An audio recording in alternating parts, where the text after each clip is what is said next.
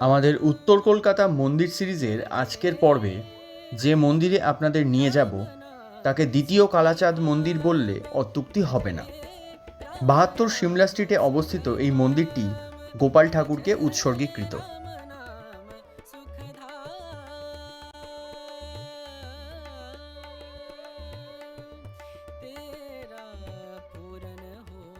বারোশো ১২৫ বঙ্গাব্দে তৎকালীন কলকাতা কর্পোরেশনের মেয়র গোবিন্দ চন্দ্র দে উত্তর কলকাতার সিমলা স্ট্রিটে এই গোপাল মন্দিরটি প্রতিষ্ঠা করেন। তাই এই মন্দিরটি গোবিন্দ দের মন্দির নামেই বেশি পরিচিত।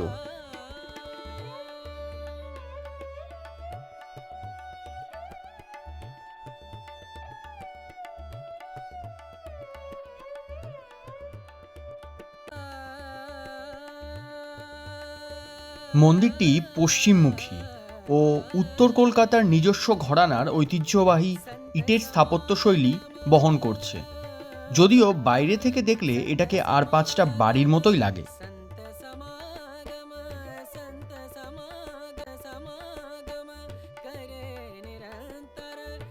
এই মন্দিরে প্রবেশ করলেই তার নজরকাড়া কারুকার্য চোখে পড়ে, যেন কোনো শিল্পী তার শিল্পের আঙিনায় আমাদের আহ্বান জানাচ্ছে। ওপরের কড়িবর্গা সাবেকিয়ানার ছাপ স্পষ্ট তুলে ধরে, যেখানে ব্রিটিশ আমলের ঝাড়বাতিটাও জানান দেয় তার প্রাচীনত্বের। এই মন্দিরের অলঙ্করণে বাংলার সনাতন মন্দির স্থাপত্য এবং তৎকালীন বাংলার বাবু সংস্কৃতির মিশ্রণ লক্ষ্য করা যায়।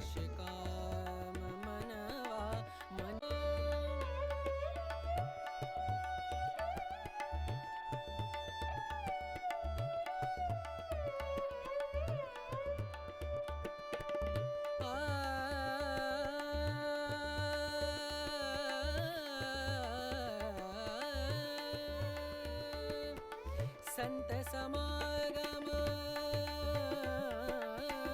संत समागम संत समागम संत समागम करे निरंतर संत समागम करे निरंतर जग से हो परा समागम करे निरंतर संत ১৯ শতকে কলকাতার বনেদি হিন্দু পরিবারগুলোর মধ্যে নিজেদের এলাকায় মন্দির প্রতিষ্ঠা করার একটি সামাজিক রীতি ছিল।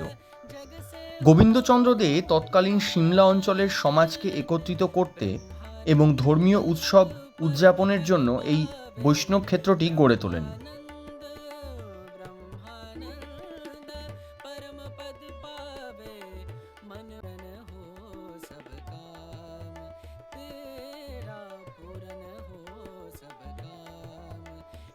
গর্ভগৃহে ভগবান শ্রীকৃষ্ণ গোপাল রূপে শ্বেতপাথরের সিংহাসনে বিরাজিত ও নিত্য পূজিত। তার রূপের ছটায় যেন জগতের সকল কালিমা ম্লান হয়ে যায়।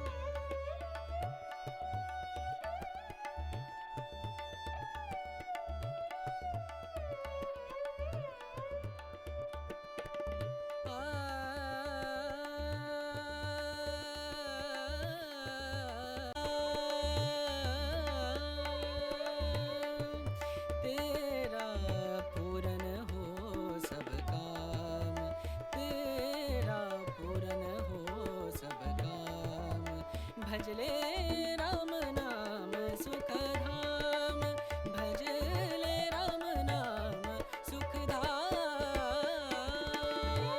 গিরিশবাগ মেট্রো স্টেশনের ৩ নম্বর গেট দিয়ে বেরিয়ে রামদুলাল সরকার স্ট্রিটে বাঁদিকে কালাচাঁদ মন্দিরকে রেখে তার ঠিক বিপরীতে সিমলা স্ট্রিটের মুখেই রয়েছে এই মন্দির।